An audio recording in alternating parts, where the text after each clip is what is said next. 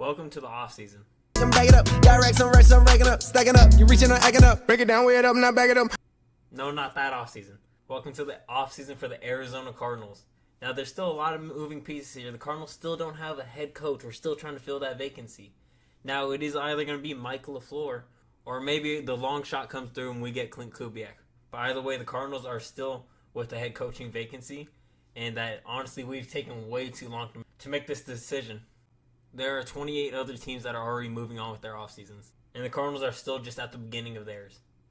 A lot of the teams are ahead of us, ahead of everything. The Cardinals have to be able to get back into the running. Now, here is what I believe the Arizona Cardinals have to do to be at least competitive next year, especially in the best division in the NFL, the NFC West. How are we going to compete? How are we going to strike back? This is how we do it.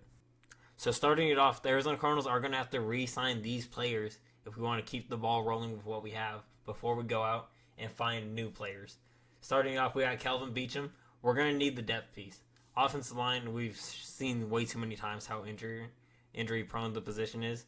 We're going to need the depth piece, and especially the veteran presence. With the likelihood of the Cardinals taking a tackle with our first-round pick, it would be nice to have that vet presence.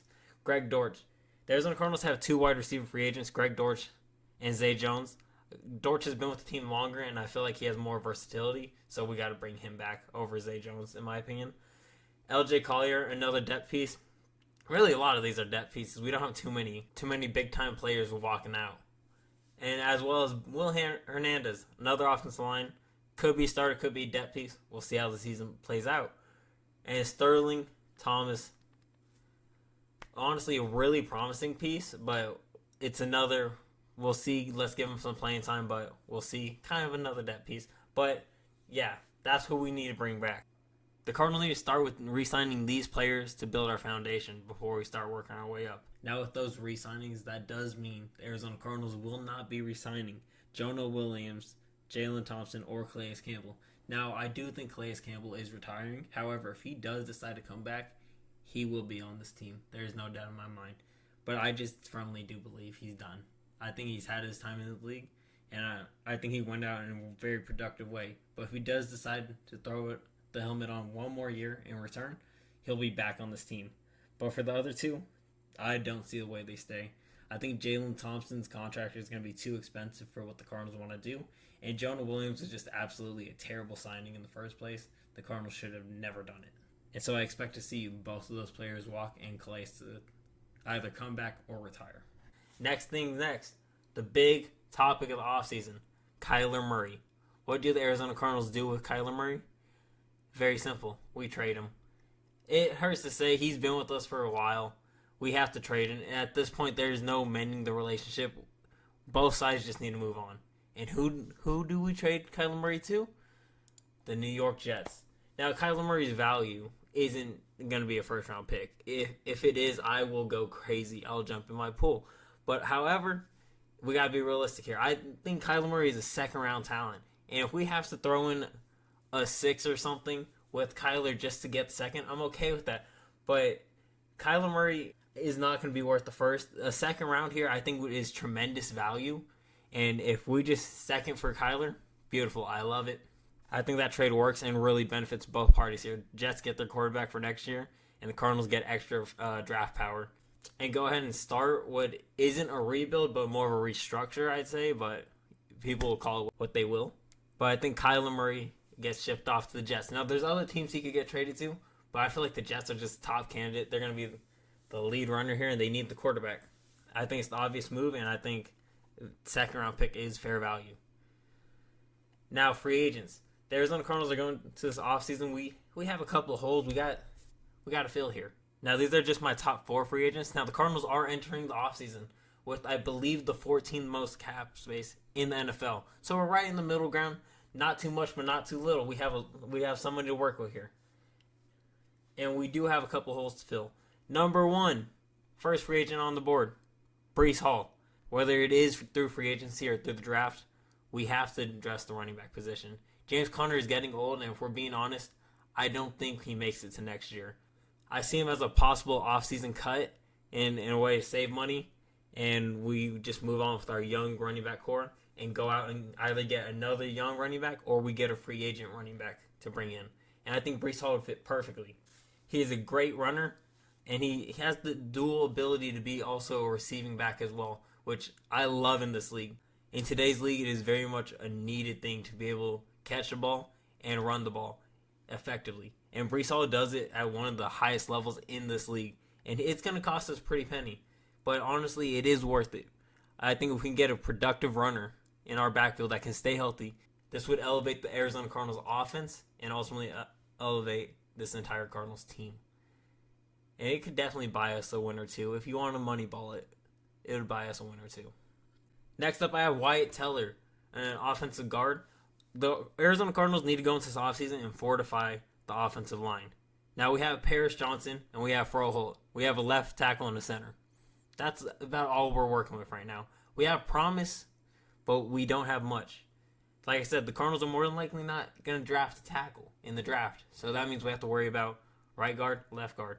So let's go out and get a guard where the Arizona Cardinals don't have to worry about it at all and completely eliminate the threat and helps us fortify this line moving forward. And let's give whoever our week 1 starting quarterback is next season just plenty of time in the backfield to make plays happen. Let's allow them to put their best foot forward and put this offense's best foot forward. And let's keep stacking up this offensive line and making it better. Then defensively, our linebackers are arguably our weakest position. The Arizona Cardinals drafted Cody Simon last year, and he played a good amount of the 2025 season for us. Now, he does need to be developed, and he does need more time if we want to see if he can be that guy for us. Now, I say the Arizona Cardinals go out and get Bobby Wagner, an aging vet that is still putting up numbers till this day. He's bounced around a couple teams, but that has not affected his production in any way. Bobby Wagner is still one of the best linebackers in the league, and he can command a defense and could be a captain for this Cardinals defense. And can truly be a piece that turns this defense around, gets us heading in the right direction, while also, like I said, being a developmental piece to helping Cody Simon develop as we further along in his career and go into year 2 of his young career. And last but not least, Khalil Mack. The Arizona Cardinals signed Josh Sweat last offseason, and he came in very productive, and it was easily the best move of our free agency last year. In his first season with the Arizona Cardinals, he had 12 sacks and 4 forced fumbles. We saw an insane level of production from him, while the rest of the defensive line slowly just fell apart. The Arizona Cardinals have to keep building on this defensive line, though, and we have to keep giving ourselves the opportunity to put pressure on the quarterback. Now, Josh Sweat is a great piece. Like I said, 12 sacks. He's coming off a really good year, but we need more firepower on the line. Khalil Mack on the opposite edge. That is a dangerous group right there. That is a quarterback's nightmare, and it would definitely help fortify this defensive line. Now, this one of every pick I've made so far is the most far out there because it is going to be a little tougher to make happen. But I do think you put Josh Sweat and Khalil Mack on opposite sides, they're going to wreak havoc. Really like the idea of that. Just a full revamp of the defensive line as well as the offensive line, just completely revamping the lines and keeping the ball moving forward on this Arizona Cardinals restructure is what I like. That's what I want to see. Now, the Arizona Cardinals do hold the number 3 overall pick in the 2026 draft, which that's going to be fun. Now, I see there being 2 options being played out here for the Arizona Cardinals. We're going to draft Spencer Fanu or Francis Mayagoa. Now, we're going to wait for the combine and everything else to play out where the Arizona Cardinals can get a look at them, get interviews in, see who they like more. But I believe these 2 are more than likely the move for the Arizona Cardinals. We need to fortify the line. Like I said, we have Paris Johnson. Let's go ahead and get the opposite end going. Left tackle and our right tackle of the future. Let's lock it in. Let's keep this offense fortified. And let's go ahead and get our guy for the future here. Now, whether it is Spencer or Francis, both of them are good options. But like I said, I don't think it's as simple as one's better than the other. I think it's more of we're going to go through our interviews. We're going to go see what we have on the field. We're going to go through the combine. And we're going to see who comes out the better player. And then we'll find out who's our guy and who we're taking with the 3rd overall pick. I believe the Cardinals are going to go ahead and take Chris Braswell, a receiver in the 2nd round. He's a big receiver that can go up and get 50-50 balls. And that can come in and be a strong receiver 3 option for this Arizona Cardinals team. And receivers, the Cardinals do lack. After Marvin Harrison and Michael Wilson, there's a dramatic fall off there. It's nice that we have our 1 and 2, and we still haven't even got that group working at full function yet. But we still have to find a way to keep getting pieces in here to make this team better. And I think Chris Brazzell can come in and be a dangerous piece for this Arizona Cardinals offense, being a receiver 3 and can come in. And I believe he could have a similar effect that Emeka Egbuka had on the Bucs. They had their 2 receivers, Mike Evans and Chris Godwin, but they went out and they got their 3rd receiver and the receiver of the future.